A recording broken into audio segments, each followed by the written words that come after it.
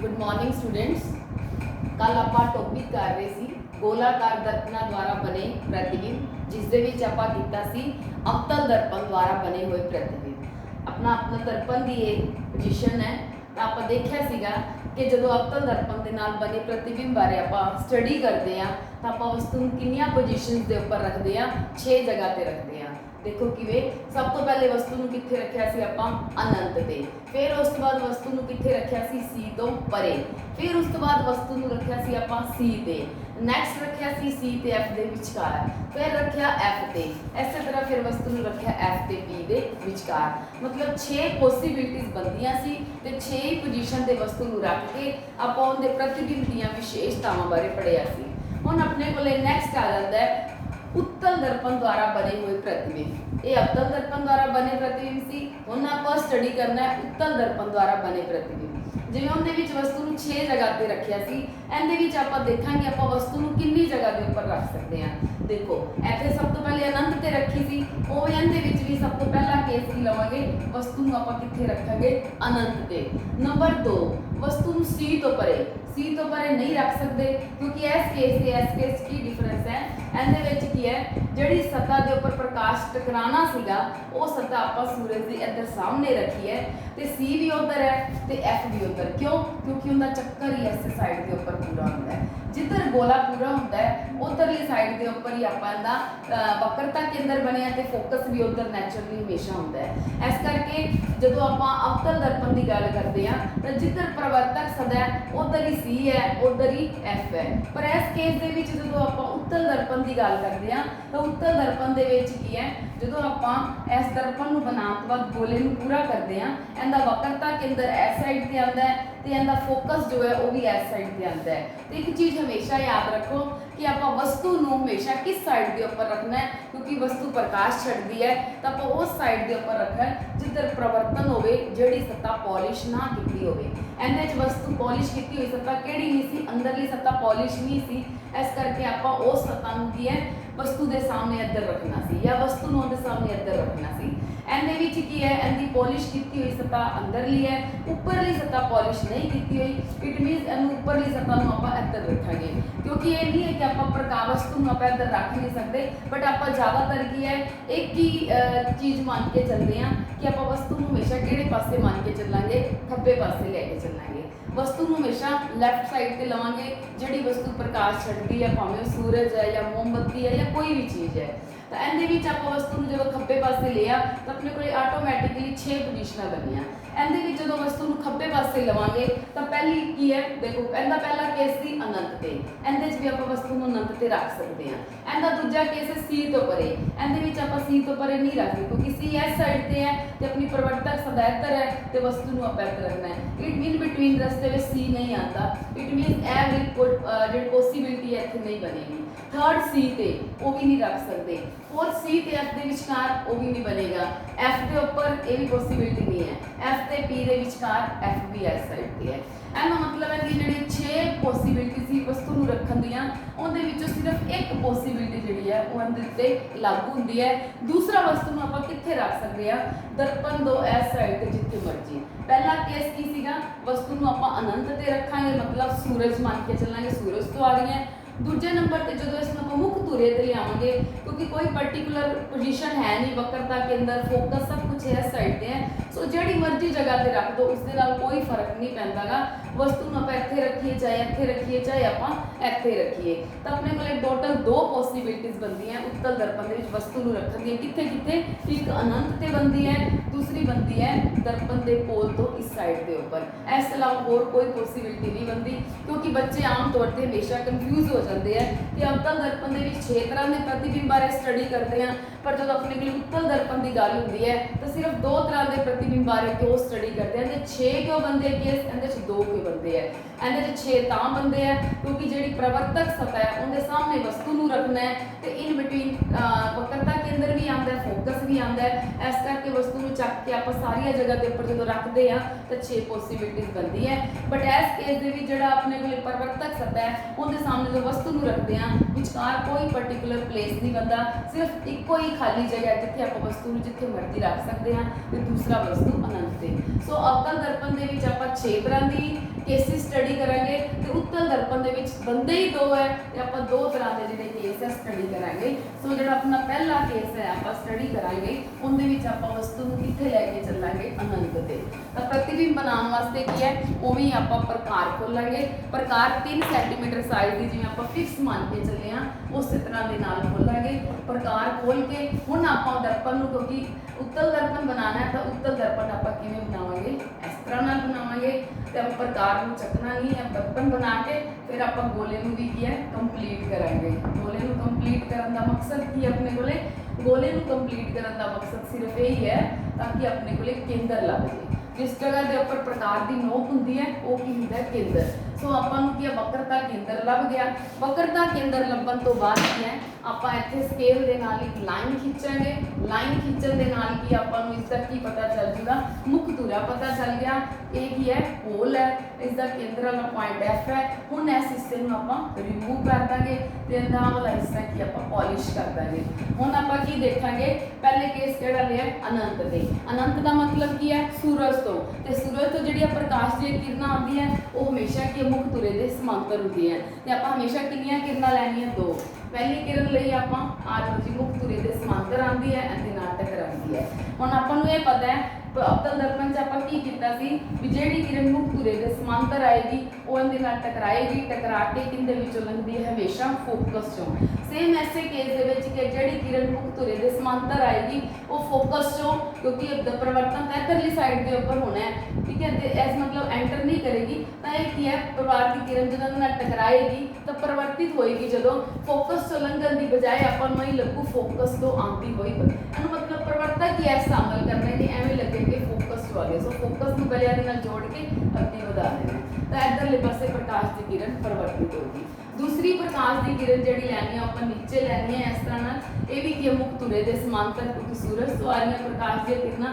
ਹੁਣ ਇਸਨੇ ਵੀ ਕੀ ਪਰਿਵਰਤਿਤ ਹੋਣਾ ਹੈ, ਤਾਂ ਪਰਿਵਰਤਿਤ ਕਿਵੇਂ ਹੋਏਗੀ, ਅਵਤਲ ਦਰਪਣ ਦੇ ਵਿੱਚ ਸਮਾਂਤਰ ਆਉਂਦੀ ਸੀ, ਮੁੱਖ ਫੋਕਸ ਚੋਂ ਲੰਘਦੀ ਸੀ। ਇਹਦੇ ਵਿੱਚ ਸਮਾਂਤਰ ਆਈ ਹੈ ਤਾਂ ਮੁੱਖ ਫੋਕਸ ਚੋਂ ਲੰਘੇਗੀ ਨਹੀਂ, ਉਧਰ ਨਹੀਂ ਜਾਏਗੀ, ਕਿਉਂਕਿ ਪ੍ਰਵਰਤਨ ਇਸ ਸਾਈਡ ਦੇ ਉੱਪਰ ਹੈ। ਤਾਂ ਮੁੱਖ ਫੋਕਸ ਜਿਹੜਾ ਹੈ ਇਹਦੇ ਵਿੱਚੋਂ ਆਂਦੀ ਹੋਈ ਡੋਟਿਡ ਲਾਈਨ ਨਾਲ ਜੋੜ ਕੇ ਉਹ ਰਸਤਾ ਲੱਭ ਜੂ, ਉੱਥੋਂ ਆਪਾਂ ਪਰਿਵਰਤਨ ਸ਼ੋਅ ਕਰਾਂਗੇ।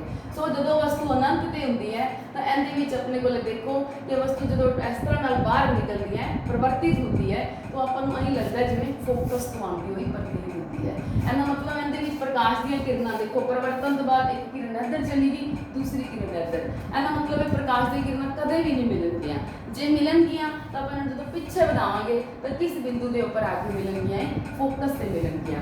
ਸੋ ਫੋਕਸ ਦੇ ਉੱਪਰ ਪ੍ਰਕਾਸ਼ ਦੀ ਕਿਰਨਾਂ ਸੱਚਮੁੱਚ ਨਹੀਂ ਮਿਲੀਆਂ, ਆਪਾਂ ਵਧਾਇਆ ਇਸ ਕਰਕੇ ਮਿਲੀਆਂ। ਸੋ ਇਸ ਕੇਸ ਦੇ ਵਿੱਚ ਜਿਹੜਾ ਪ੍ਰਤੀਬਿੰਬ ਬਣੇਗਾ ਉਹ ਫੋਕਸ ਦੇ ਉੱਪਰ ਕਿਸ ਤਰ੍ਹਾਂ ਦਾ ਪ੍ਰਤੀਬਿੰਬ ਹੋਏਗਾ, ਨੰਬਰ ਆਭਾਸੀ ਪ੍ਰਤੀਬਿੰਬ। ਆਪਾਂ ਨੂੰ ਪਤਾ ਜਦੋਂ ਪ੍ਰਕਾਸ਼ ਦੀਆਂ ਕਿਰਨਾਂ ਪਰਿਵਰਤਨ ਤੋਂ ਬਾਅਦ ਸੱਚਮੁੱਚ ਨਹੀਂ ਮਿਲਦੀਆਂ, ਸਿਰਫ ਮਿਲਦੀਆਂ ਹੋਈਆਂ ਪ੍ਰਤੀਤ ਹੁੰਦੀਆਂ, ਤਾਂ ਉਸ ਕੇਸ ਦੇ ਵਿੱਚ ਜਿਹੜਾ ਪ੍ਰਤੀਬਿੰਬ ਬਣਦਾ ਉਹ ਕਿਹੜਾ ਪ੍ਰਤੀਬਿੰਬ ਬਣਦਾ, ਆਭਾਸੀ ਪ੍ਰਤੀਬਿੰਬ। ਤੇ ਆਭਾਸੀ ਪ੍ਰਤੀਬਿੰਬ ਹਮੇਸ਼ਾ ਕੀ ਹੁੰਦਾ ਹੈ, ਸਿੱਧਾ ਹੁੰਦਾ ਹੈ। ਇਟ ਮੀਨਸ ਇਹ ਜਿਹੜਾ ਪ੍ਰਤੀਬਿੰਬ ਬਣਿਆ ਆਭਾਸੀ ਵੀ ਹੈ, ਇਹ ਪ੍ਰਤੀਬਿੰਬ ਸਿੱਧਾ ਵੀ ਹੈ।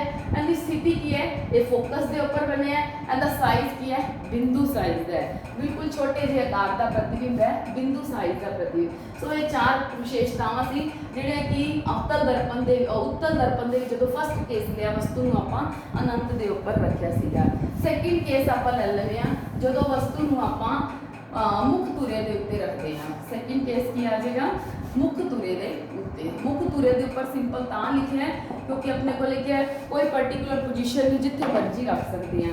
ਸੇਮ ਉਸੇ ਤਰੀਕੇ ਦੇ ਨਾਲ ਕੀ ਆਪਾਂ ਉਵੇਂ ਹੀ ਕੀ ਬਣਾਵਾਂਗੇ, ਇਸ ਤਰ੍ਹਾਂ ਦੇ ਨਾਲ ਉੱਤਲ ਦਰਪਣ ਬਣਾਵਾਂਗੇ, ਜਿਸ ਦਾ ਜਿੰਨਾ ਹਿੱਸਾ ਦਰਪਣ ਵਾਲਾ ਉਹ ਡਾਰਕ ਕਰ ਦਾਂਗੇ, ਬਾਕੀ ਹਿੱਸਾ ਜਿਹੜਾ ਹੈ ਉਸ ਨੂੰ ਕੀ ਕਰ ਦਾਂਗੇ ਆਪਾਂ ਡੋਟਿਡ ਲਾਈਨ ਦੇ ਨਾਲ ਦਿਖਾ ਦਾਂਗੇ, ਲਾਈਕ ਦਿਸ। ਇਸ ਹਿੱਸੇ ਨੂੰ ਆਪਾਂ ਕੀ ਕਰਾਂਗੇ, ਡੋਟਿਡ ਲਾਈਨ ਦੇ ਨਾਲ ਦਿਖਾਵਾਂਗੇ, ਲਾਈਕ ਦਿਸ। ਜਦੋਂ ਆਪਾਂ ਨੂੰ ਪ੍ਰਕਾਰ ਦੀ ਨੋਕ ਰੱਖੀ ਉੱਥੋਂ ਕੀ ਹੈ, ਸੈਂਟਰ ਲੱਭ ਗਿਆ। ਸੈਂਟਰ ਲੱਭਣ ਤੋਂ ਬਾਅਦ ਆਪਾਂ ਇੱਥੇ ਪ੍ਰਕਾਰ ਰੱਖੀ, ਪ੍ਰਕਾਰ ਰੱਖ ਕੇ ਜਦੋਂ ਇਸ ਨੂੰ ਖਿੱਚਿਆ ਤਾਂ ਆਪਣੇ ਕੋਲ ਇੱਕ ਹੋਲ ਆ ਗਿਆ, ਇਹ ਫੋਕਸ ਆ ਗਿਆ। ਜਦੋਂ ਸਾਰਾ ਲੱਭ ਗਿਆ ਇਸ ਨੂੰ ਆਪਾਂ ਕੀ ਕੀਤਾ, ਰਿਮੂਵ ਕਰ ਦਿੱਤਾ, ਕਿਉਂਕਿ ਅਵਤਲ ਦਰਪਣ ਦੀ ਅੰਦਰਲੀ ਸਤ੍ਹਾ ਪੋਲਿਸ਼ ਹੁੰਦੀ ਹੈ ਤੇ ਪ੍ਰਕਾਸ਼ ਦਾ ਪਰਿਵਰਤਨ ਕਿਹੜੀ ਸਤ੍ਹਾ ਤੋਂ ਹੁੰਦਾ ਹੈ, ਆਰਕ ਤੋਂ। ਹੁਣ ਵਸਤੂ ਨੂੰ ਅਨੰਤ ਤੇ ਲਿਆ ਸੀ। ਦੂਜਾ ਕੇਸ, ਕੋਈ ਪਾਰਟਿਕੂਲਰ ਪੋਜੀਸ਼ਨ ਨਹੀਂ, ਜਿੱਥੇ ਮਰਜ਼ੀ ਰੱਖ ਸਕਦੇ ਹਾਂ। ਆਪਾਂ ਸਪੋਜ਼ ਕਰੋ ਵਸਤੂ ਨੂੰ ਰੱਖਦਾ ਇੱਥੇ, ਕਿਉਂਕਿ ਪ੍ਰਤੀਬਿੰਬ ਉਸੇ ਜਗ੍ਹਾ ਤੇ ਬਣੇਗਾ, ਉਸੇ ਆਕਾਰ ਦਾ ਬਣੂ, ਜਿੱਥੇ ਮਰਜ਼ੀ ਇਹਨੂੰ ਰੱਖ ਲਓ। उस तो बाद इत्थों आएगी प्रकाश की एक किरण किहड़ी लवांगे आपां जिहड़ी कि मुख धुरे दे समांतर होएगी। जिहड़ी मुख धुरे दे समांतर होएगी फोकस चों लंघदी या फोकस चों आंदी हुई प्रतीत होएगी। हुण ये फोकस चों तां लंघे नहीं क्योंकि परिवर्तन इधर है, इट मीनस ये आपां नूं फोकस दे विचों फोकस नाल जोड़ दांगे इस पॉइंट नूं, उत्थों इहनूं की करदा है कि परिवर्तित, इट मीनस ये फोकस तो आंदी हुई प्रतीत होएगी। दूसरी प्रकाश की किरण इहदे विच एंटर करनी है, किहड़े किहड़े रस्ते दे नाल इहनूं एंटर करवा सकदे आ। अपने को किहड़ा रस्ता है, आपां किहनूं पी दे नाल स्ट्राइक करावांगे। जदों प्रकाश की किरण पी दे नाल टकराएगी, आपां नूं पता है क्योंकि इहदे रस्ते च पोल ही आंदा है, तो पोल दे नाल टकराएगी इस बिंदु दे उत्ते, क्योंकि होर कोई जगह ही नहीं बचदी। एक तो समांतर आ गई, तो उस तो बाद ना सी इधर ना एफ इधर, एक पी इधर है, इस करके दूजी ऑप्शन की है, इत्थों दूजी प्रकाश की किरण आएगी पी नाल टकराएगी। जदों पी नाल टकरांदी है, जिन्ने कोण ते टकरांदी है उन्ना ही कोण आपां इधर बना के उसनूं की कर देने आपां प्रवर्तित कर देने लाइक दिस। जदों ये प्रकाश की किरण परिवर्तित हुई, हुण एक प्रकाश की किरण किधर परिवर्तित हो रही है, इस साइड के ऊपर परिवर्तित हो रही है, दूसरी प्रकाश की किरण इधर, ये फिर आपस दे विच की है मीट नहीं करदियां पईयां। इसनूं आपां देखो आ प्रकाश की किरण इधर परिवर्तित होगी, आ इधर होगी, जिवें ये दोनों नहीं मीट करदियां सी उवें ये भी दोनों किरणां किते भी मीट नहीं कर रहीआं। जे प्रकाश की किरणां मीट नहीं करदियां, इहदा मतलब आपां जदों इहनूं पिछे वधावांगे लाइक दिस या इहनूं पिछे वधावांगे तो कित्थे मीट करनगियां, इस बिंदु के उत्ते मीट करनगियां। इहदा मतलब जिहड़ा प्रतिबिंब बनेगा इस बारी वो की बन गया इस तरह नाल। वस्तु नूं की नाम दिता आपां ए बी, प्रतिबिंब नूं नाम दिता ए डैश बी डैश। प्रतिबिंब किंदे विचकार बनिया एफ ए बी दे विचकार। सो इहदे दो तरह के प्रतिबिंब बने हैं। पहला केस सी जदों वस्तु अनंत ते लई सी, मुख धुरे दे समांतर आईआं, इधर परिवर्तित हो गईआं, पिछे वधाउण नाल कित्थे जाके मिलियां, फोकस ते मिलियां। इहदा मतलब प्रतिबिंब फोकस ते बनिया क्योंकि किरणां सचमुच नहीं मिलदियां।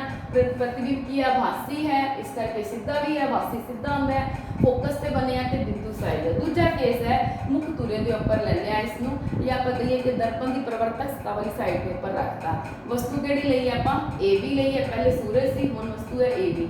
एक प्रकाश की किरण मुख धुरे दे समांतर आई है इस तरह नाल, हुण परिवर्तित होएगी तो परिवर्तन तो बाद किधर जाएगी, फोकस चों लगेगी, पर क्योंकि फोकस इधर है परिवर्तन इधर है, इस करके फोकस नूं डॉट लाइन जोड़ दांगे, फोकस तो आती हुई प्रतीत होएगी।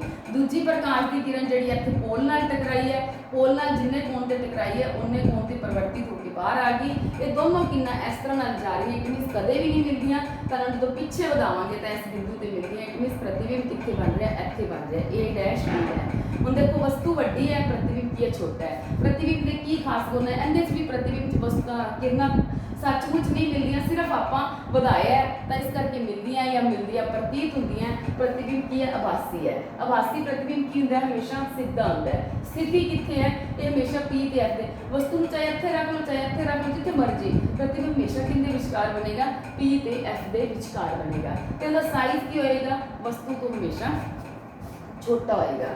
हुण देखो उत्तल जिहड़ा दर्पण है, इहदे इस खास गुण के कारण, उत्तल दर्पण इत्थे खास गुण की है, उत्तल दर्पण एक तो जिहड़ी वस्तु है उनका प्रतिबिंब की बना रहा है, छोटे साइज का बना रहा है, डिमिनिश कर रहा है उसनूं। वस्तु वड्डी है, प्रतिबिंब नूं छोटे साइज का बना रहा है। दूसरे नंबर पे इहदे सामने जिवें कोई वस्तु रखी है, सपोज करो आ वस्तु जिहड़ी है इहदी थां के उपर आपां की रख दिता, इत्थे एक बल्ब रख दिता, सपोज करो लाइक कैंडल रख दी है, तो बल्ब तो प्रकाश आ रहा है। इस तरह नाल बल्ब तो जिहड़ा प्रकाश आएगा सेम ऐसे तरीके दे नाल जाएगा, टकरा के दर्पण दे अगे, सपोज करो दर्पण दे अगे आप बल्ब लगाता, बल्ब तो जिहड़ा प्रकाश आएगा इस दर्पण नाल टकराएगा, टकराण तो बाद वो एवें परिवर्तित होएगा, खिलर जाएगा। इहदा मतलब कि इस दर्पण की की खासियत है कि इस दर्पण के अगे जे आपां कोई बल्ब लगा देने आ तो बल्ब तो जिहड़ा प्रकाश आएगा इहदे नाल टकराएगा, उन्होंने वो की है बहुत ज़्यादा मात्रा सारे पासे खिंडा देगा। इहदे इस गुण के कारण इसनूं कई जगह के उपर यूज किया जाता है। जिवें सपोज करो कि आपां व्हीकल चला रहे हैं, आपां पिछों अपने व्हीकल के पिछे जिहड़े व्हीकल आ रहे हैं या सड़क है उसनूं देखना चाहते हैं, तो आप चाहते हैं कि अपने जिहड़ा व्हीकल है उनकी साइड के उपर आप एक ऐसा दर्पण लगाइए जिंदे नाल की है सड़क ज़्यादा तो ज़्यादा नज़र आवे ते ज़्यादा तो ज़्यादा व्हीकल नज़र आन। ज़्यादा व्हीकल कदों नज़र आएंगे जदों व्हीकलों के प्रतिबिंब जिहड़े है दर्पण छोटे बन जाएंगे। हुण इहदी दोनों गुण ने, एक तो लाइट को खिलारदा भी है, इहदा मतलब आप ज़्यादा एरिया वेख सकते हैं। दूसरा ये की करता है कि जिहड़ी वस्तु है उनका प्रतिबिंब छोटा करता है। सपोज करो अपने व्हीकल के साइड वाला जिहड़ा दर्पण है वो आपां उत्तल दर्पण लगा रहे हैं, तो उत्तल दर्पण जिहड़ा लगाया है साइड तो अपने को व्हीकल की साइड के उपर जो आप उत्तल दर्पण दर्पण लगाते हैं तो उत्तल दर्पण दे विच की होएगा, ਆਪਾਂ ਜਦੋਂ ਵੇਖਾਂਗੇ ਤਾਂ ਆਪਾਂ ਨੂੰ ਪੂਰੀ ਦੀ ਪੂਰੀ ਸੜਕ ਜਿਹੜੀ ਹੈ ਚੌੜੀ ਨਜ਼ਰ ਆਏਗੀ। ਕਿਉਂ? ਕਿਉਂਕਿ ਜਿਹੜਾ ਦਰਪਣ ਸੀ ਉਹਨੇ ਪ੍ਰਕਾਸ਼ ਨੂੰ ਕੀ ਕੀਤਾ, ਖਿੰਡਾ ਦਿੱਤਾ। ਜਦੋਂ ਉਸਨੇ ਪ੍ਰਕਾਸ਼ ਨੂੰ ਖਿੰਡਾਇਆ ਤਾਂ ਆਪਾਂ ਨੂੰ ਸੜਕ ਜਿਹੜਾ ਏਰੀਆ ਜਿਹੜਾ ਸੀ ਜ਼ਿਆਦਾ ਨਜ਼ਰ ਆ ਗਿਆ, ਵਿਊ ਆਫ ਏਰੀਆ ਵੱਧ ਗਿਆ, ਮਤਲਬ ਦੇਖਣ ਵਾਲੀ ਜਗ੍ਹਾ ਵੱਧ ਗਈ। दूसरा प्रतिबिंब के भी जोड़े सारे व्हीकलों के अंदर प्रतिबिंब बन रहे थे, पिछे जो मान लो कार आ रही है, बस आ रही है, स्कूटर आ रहे हैं, इन्होंने सारिया वस्तुओं के जोड़े प्रतिबिंब से वो छोटे छोटे बन के दर्पण च फिट हो गए। जो बड़े बंदे फिर ज़्यादा फिट नहीं होने सी क्योंकि उनका साइज छोटा कर दिता दर्पण ने, इस करके नंबर ऑफ व्हीकल जोड़े ज़्यादा नज़र आने शुरू हो गए। तो इन्हें इस गुण के कारण कि उत्तल दर्पण की करता है, एक तो वस्तुओं का जोड़ा प्रतिबिंब होंगे उन्होंने छोटा कर देंगे, छोटा कर देंगे, एक की है देखने वाला एरिया जो बढ़ा देंगे क्योंकि लाइट में खिलार देंगे। इस करके इन्हों आप किस वास्ते यूज़ करते हैं, पिछे आ रहे जो व्हीकल है उन्होंने देखने वास्ते यूज़ करते हैं। होर आप कितने चाहते हैं कि लाइट ज़्यादा एरिया के खिलर जाए, जिमें कि स्ट्रीट लाइट की गल करते हैं, गली में जी लाइटा लगी होंगी, आप चाहते हैं कि जी उपर लाइट है वो ज़्यादा तो ज़्यादा एरिया में रोशनी दे, ज़्यादा गली में रोशनी दे, तो आप उदों लाइट के दर्पण फिट किया जाता है, उन्हें उत्तल दर्पण फिट किया जाता है। इस तरह के नाल आप मॉल में जाते हैं, शॉपिंग सेंटर के जाते हैं, उत्थे भी की होंदा है जी लाइट लगी होंदी है, बल्ब लगे होंदे हैं, उनदे विच किहड़ा दर्पण बल्ब के सामने की दर्पण लगाया जाता है। सपोज करो जिवें लाइट है, आ लाइट का बल्ब है, बल्ब के पीछे की लगाया जाता है, उत्तल दर्पण। आ बल्ब है, इहदे पीछे की है उत्तल दर्पण। बल्ब तो लाइट जाएगी, उत्तल दर्पण उन्होंने खिंडा के बाहर कड्डूगा, तो उहदे नाल की मॉल या शॉपिंग सेंटर ज़्यादा तो ज़्यादा कस्टमर भी नज़र आएंगे, प्रतिबिंब छोटे होने करके सारा नज़र आएगा। इस करके की है क्योंकि इसकी की खासियत है कि उत्तल दर्पण जिहड़ा है उहदे नाल जदों प्रकाश आके टकरांदा है, वो प्रकाश नूं बहुत ज़्यादा खिंडा दिंदा है। इहदा मतलब ज़्यादा एरिए दे विच प्रकाश नूं खिलार दिंदा है। द्वारा दसदी है बल्ब है, बल्ब के अगे दर्पण रखिया, बल्ब तो लाइट आई, उहदे नाल दर्पण नाल टकराई, टकरा के उन्हें लाइट नूं की सारे पासे इन्ने एरिए चों आई सी, उन्हें खिलार के उन्हें इन्ने एरिए च करता। देखो लाइट इन्ने एरिए च आई सी और उन्हें खिलार के उन्हें इन्ने एरिए च बताता। इहदे इस गुण के कारण क्योंकि लाइट नूं सारे पासे खिंडांदा है, इस करके इहदी वरतों आपां की करदे हां, पिछों आ रहे व्हीकल नूं देखण लई करदे हां, मॉल या शॉपिंग सेंटर दे विच भी इसनूं यूज़ करदे हां। तो इस तो अलावा जी स्ट्रीट लाइट्स है उत्थे भी इसकी वरतों की जाती है। ये सीगे उत्तल दर्पण के फायदे। इस तो अलावा जो आप अवतल दर्पण किया है, अवतल दर्पण के भी आपको कई फायदे हैं, कई जगह के ऊपर यूज़ होता है। सब तो पहला फायदा इनका की है कि वो सर्च लाइट के यूज़ किया जाता है, या एक हो के जी टॉर्च होती है। आम तौर पर आप टॉर्च देखते हैं, टॉर्च के आप देखते हैं जी लाइट आती है ना वो इस फॉर्म के आती है, जिसनों आप की बोलते हैं किरण पुंज बोलते हैं। मतलब जिस सर्च लाइट की है कुछ लभन वास्ते जी लाइट यूज़ की जाती है, या जी टॉर्च है, जो आप टॉर्च को जगाते हैं तो टॉर्च के एवं लाइट निकलती है, बिल्कुल गोल होती है, अगों की शेप भी होती है गोल होती है। इहदा मतलब एक समांतर किरण पुंज निकलता है, मतलब काफ़ी सारी किरणों का ग्रुप निकलता है, जिसमें आप बोलते हैं समांतर किरण पुंज। किरण पुंज का मतलब की होता है किरणों का एक समूह, काफ़ी सारी किरणा कट्ठियां जी एक दूजे के समांतर होती हैं वो निकलती हैं। तो ये किस गुण कारण होता है, आप पढ़िया सीगा कि अवतल दर्पण के आप एक चीज़ देखी सी कि जो आप वस्तु को सपोज करो सी है एफ है तो पी, जो वस्तु को आप कितने रखते हैं फोकस के उपर रखते हैं तो उनके प्रकाश की किरण एक आती है वो की फोकस चो लग जाती है, दूजी जी पी नाल टकराती है वो इस तरह लग जाती है। इसका मतलब ये होया कि जो वस्तु को आप फोकस के रखते हैं तो इत्थे मान लो कि आप फोकस के उपर इत्थे सेम उस तरीके के नाल एक बल्ब रखता, इस तो प्रकाश की किरण आई हैं, प्रकाश की किरण जी आती हैं इहदे नाल के टकराने तो बाद ये एक समांतर किरण पुंज कि समांतर एक दूसरे के समांतर की प्रवृत्ति होती है। इसका मतलब आपको एक समांतर किरण पुंज प्राप्त होता है। तो जो अपनी सर्च लाइट वगैरह होती हैं या जी आप कह सकते हैं कि आप यूज़ करते हैं व्हीकल के सामने आप व्हीकल को चला रहे हैं, हैडलाइट यूज़ करते हैं, उनके भी चाहते हैं कि किरणा इस तरह के नाल जान, या आप सर्च लाइट यूज़ करते हैं उनके भी चाहते हैं कि किरण अपने को एक समांतर किरण पुंज प्राप्त हो। तो समांतर किरण पुंज किंदे प्राप्त होता है अपन अवतल दर्पण।